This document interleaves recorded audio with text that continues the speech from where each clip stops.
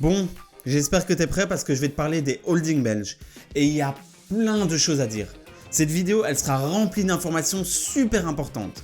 Je vais tenter de t'expliquer les principaux avantages des holdings à travers un cas pratique. Alors c'est parti!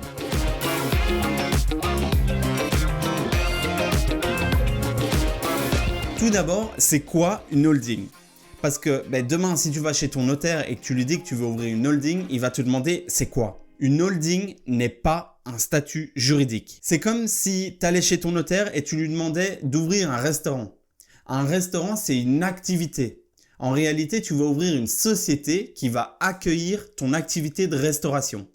Et bien là, c'est un peu la même chose. Tu vas ouvrir une société qui va accueillir ton activité de holding, qui est de détenir des parts dans d'autres sociétés. Voilà, maintenant que tu sais ce que c'est une holding, on va pouvoir plonger directement dans le cas pratique. Donc prenons Jean. Jean, il a un restaurant avec son frère Damien. Il fonctionne super bien le restaurant. Ils arrivent à sortir un bénéfice après impôt de 1 million d'euros. Seulement, Jean, il est jeune et il aimerait atteindre l'indépendance financière. Et du coup, il a envie de réinvestir toute sa partie du bénéfice, c'est-à-dire 500 000 euros. Et ça dans de l'immobilier par exemple. Alors, on a posé la situation et la solution la plus directe, ce serait d'investir dans l'immobilier directement depuis leur restaurant.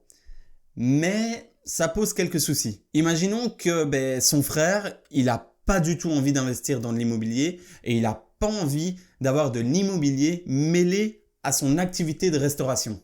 Comment on fait ?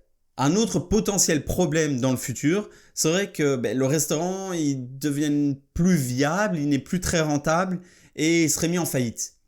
Dans ce cas-ci, il entraînerait l'immobilier avec lui. C'est donc un très gros risque. Bon, maintenant qu'on sait qu'on ne veut pas investir depuis le restaurant, une autre solution serait de sortir les 500 000 euros de la société. Je ne vais pas faire toute la liste des moyens pour sortir de l'argent de sa société, mais tablons sur 50% d'impôts. Oui, certains me diront que je suis assez optimiste, mais bon. Il restera 250 000 euros dans la poche de Jean. Copions maintenant ce schéma et on va y incorporer la fameuse holding belge. On va substituer Jean par une holding qu'il détiendra à 100%.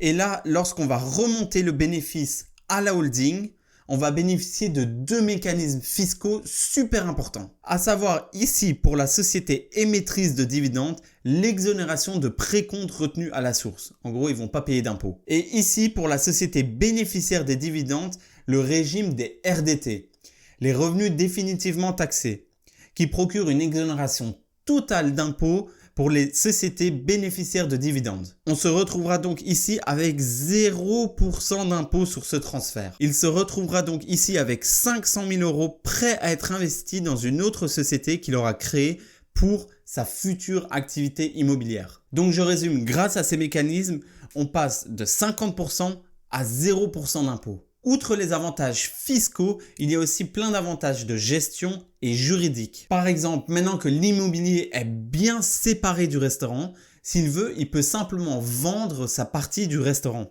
et garder son immobilier. Et maintenant, imaginons que Jean, il veuille investir dans un autre business avec un autre ami, Jacques, dans une boulangerie. Et pour financer ce nouveau projet, il pourra directement utiliser les bénéfices de son restaurant ainsi que le revenu de location. Et le tout totalement exonéré d'impôts. Et si Jean souhaite se focaliser sur sa boulangerie, parce que il adore la pâtisserie, il peut vendre s'il veut seulement ses parts de son restaurant. Auquel cas, une spécialité belge s'applique. L'exonération totale d'impôts sur la plus-value de la revente d'actions. Voilà, j'ai essayé de présenter un cas typique de la création d'une holding. Alors il y a plein d'autres choses à dire, je vais sûrement faire d'autres vidéos dessus, mais si tu as aimé celle-ci, n'hésite pas à lâcher un commentaire et un pouce bleu.